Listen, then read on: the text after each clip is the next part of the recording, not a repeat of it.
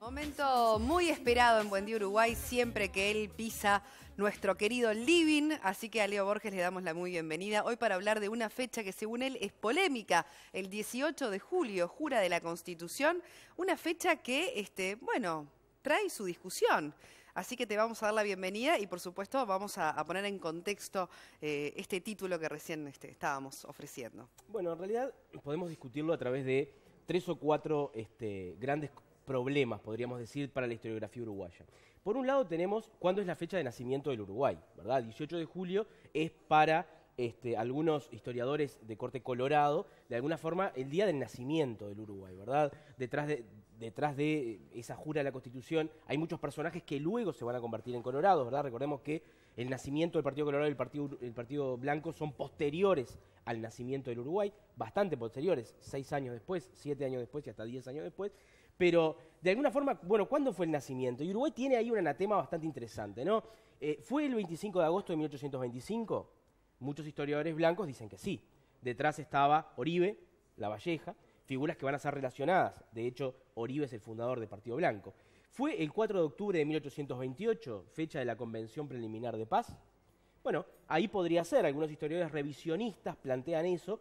De alguna manera, obviamente que la historia tradicional y oficial del Uruguay no lo acepta. No lo acepta ¿por qué? Y porque la Convención Preliminar de Paz que hace nacer al Uruguay o que hace nacer a un Estado nuevo fue hecha por Argentina, por Brasil, con la mediación de Inglaterra. ¿Quién no estuvo? Uruguay. O los uruguayos, o los orientales, o como queramos llamarle. Y por otro lado, el 18 de julio, ¿verdad?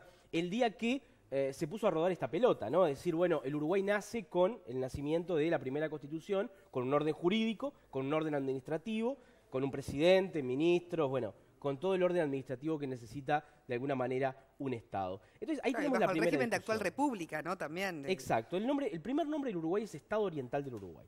O sea, la primera Constitución plantea que el Estado Oriental del Uruguay es la asociación de los habitantes en los 9 departamentos. Primer punto importante de la Constitución. No plantea cuáles son los departamentos ni plantea cuál es el límite de los departamentos. Por lo tanto, Uruguay nace sin límites.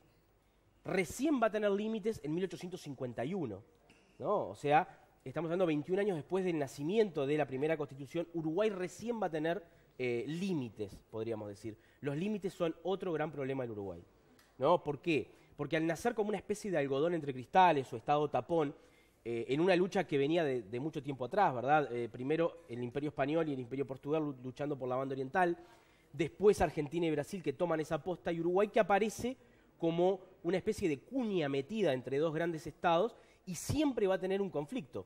¿Por qué? Porque Uruguay técnicamente es argentino desde el punto de vista cultural, entre comillas, que no se enoje nadie, pero geográficamente brasilero, ¿no? Entonces, de alguna forma siempre esa lucha va a generar que el Uruguay genere una personalidad particular desde el punto de vista del pueblo, de la nación, ¿verdad?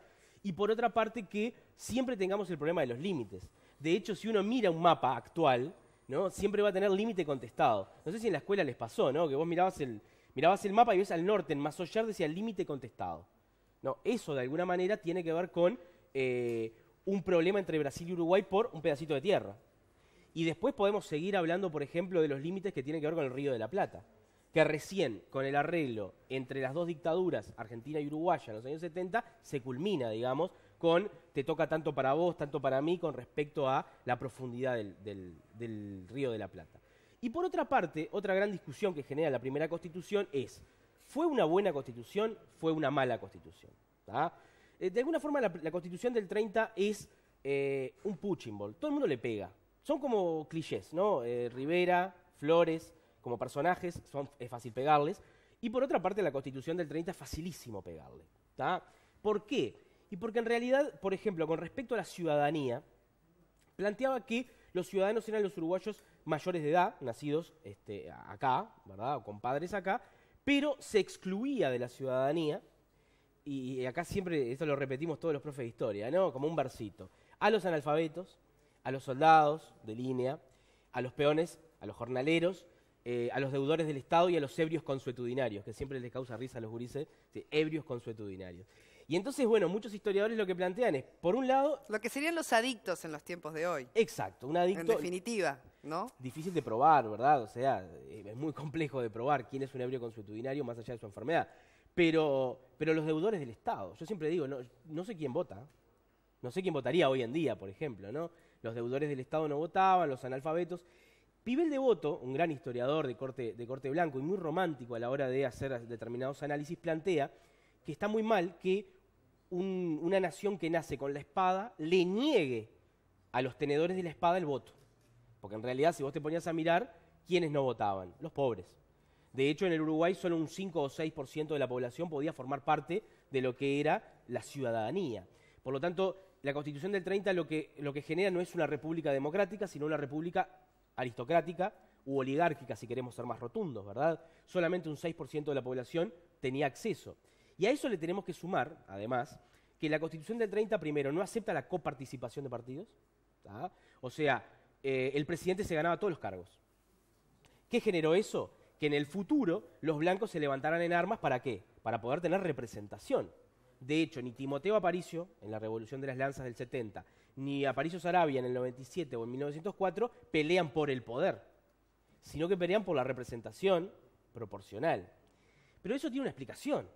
Cuando los constituyentes, con José Yauri a la cabeza, hacen la Constitución, no existían los partidos. Es una Constitución ultraliberal porque no acepta la existencia de partidos, ¿no? De conglomerados de personas, sino que vos votás a personas. En las planchas aparecían personas que vos votabas, no partidos, claro, con una orgánica, ¿no? Entonces, de alguna forma, ese fue un gran problema del Uruguay. De 1830 a 1904, 74 años del Uruguay, hubo 71 levantamientos, casi uno por año, y todos tenían que ver con esto, con un problema de representación, con un problema de que los caudillos querían más poder, y entonces la Constitución no lograba satisfacerlos a todos, ¿tá? Pero ese es un problema de la Constitución, si no existían los partidos cuando se creó. Claro, ¿de qué otra forma en todo caso? Claro, ¿es acaso la pelota la que merece que nosotros la abracemos por haber metido el gol, por haber entrado a la red? No, es el jugador que la patea. Entonces, no es un problema del instrumento, sino de la gente que lleva adelante ese instrumento, ¿no? Entonces, José Pedro Varela lo decía en La Educación del Pueblo, bastante tiempo después, de que el Uruguay era una república que no tenía republicanos. Entonces, no es problema del instrumento. El problema es la población uruguaya que no estaba acostumbrada a la ciudadanía, a la república, ¿tá? Entonces, me parece que la Constitución del 30, y esto lo dicen casi todos los constitucionalistas más o menos importantes, como Gros Espiel, ellos decían, la Constitución del 30 no era mala. Lo que pasa es que no estaba preparada a los tiempos que se estaba viviendo de caudillismo. Democracia o república era tan solo una palabra ampulosa en los labios de un doctor, en aquella lucha entre doctores y caudillos, ¿verdad? Entonces, de alguna forma, la Constitución del 30 es el cartón ligador. No le da la ciudadanía a aquellas personas que lucharon, no tiene coparticipación de partidos. Otra cosa importante, y es que diputados y senadores, ¿tá?, se les exigía determinadas cosas. Era bastante diferente a la actualidad. Los senadores eran por departamento y los diputados nacionales, al revés de la actualidad. Claro. Actualmente son los diputados por departamento y los senadores nacionales. Pero en el caso de los senadores, que eran 9, ¿tá?, porque eran departamentales y había 9 departamentos, se les exigía tener una renta de 10.000 pesos fuertes anuales y a los diputados una renta de 4.000. Por lo tanto, para ser diputado y senador necesitabas plata. Pero esto también se explica, y es que la función pública no se pagaba, ¿tá? Entonces, de alguna manera, el constituyente pensó que tenía que la persona que fuera senador tenía que tener de alguna manera una espalda económica para poder pasar tiempo dándole al país, entre comillas, ¿verdad? Hoy en día podemos discutirlo. Bueno, pero hasta el día de hoy, a ver, vemos ejemplos, ¿no?, de asociación entre lo que es el poder adquisitivo y el poder político, en distintas partes del mundo. Sí, hay una cosa que es interesante. Y es, que es un vínculo que sigue vigente. Sigue vigente, sí. El Uruguay, digamos que hace 10 años que ha roto mucho eso, ¿tá?, con la entrada de muchas personas no clásicas, digamos, a lo que es el esquema del poder legislativo. Absolutamente. Pero en el caso uruguayo, sí. Claro, siempre hay una cosa que es interesante, y es que a diputados y senadores se les paga, se les tiene que pagar y se les tiene que pagar bien. Yo no estoy de acuerdo con que se les pague el sueldo de un docente, habla un docente, ¿tá? Lo que sí se generó polémica acá es el tema de la formación, es decir, ¿debe o no debe tener formación, por ejemplo, en leyes un diputado o senador? Sí, lo que Esa pasa es es quizás la polémica más actual. que si vos en la Constitución colocas que tiene que tener formación, ya está siendo elitista. ¿Se entiende? Claro. Porque estás obligando a que estudie, y el que no estudia, por lo tanto, queda por fuera. ¿No? Entonces, en realidad vos dejás entrar a la persona que tenga las condiciones que te dice la Constitución, mayor de edad, ¿no? En realidad, para ser diputado 25, para ser senador 33. Sí, ciudadanía. La ciudadanía, ¿verdad? Y bueno, y a partir de ahí, por ejemplo, hoy en día las causales para quitar la ciudadanía o suspenderla no son 6 como en la del 30, son 7. Y invito a la gente a que busque la Constitución y se ponga a mirar cuáles son las causales de suspensión de la ciudadanía. Son re complicadas, son inentendibles, muchas de ellas. Una es fácil, ¿no? Minoría de edad. Pero después, bueno, si sos orate, si sos demente, si no tenés, si tenés curatela, bueno. Y después, qué sé yo, hay un artículo que dice que las personas que por medio de propaganda atenten contra la democracia no pueden tener la ciudadanía. Rarísimo, no sé quiénes son los que atentan contra la democracia. No.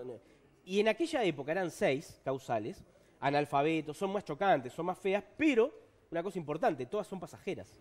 Claro. El analfabeto puede dejar de serlo, el ebrio puede dejar de serlo, el soldado puede cambiar de trabajo. ¿Se entiende? Se entiende. Alguno me podrá decir, es difícil que cambien, sí. En aquella época, que no había escuelas, ¿cómo iba a pasar? Bueno, por eso, las cosas en su contexto también, ¿no?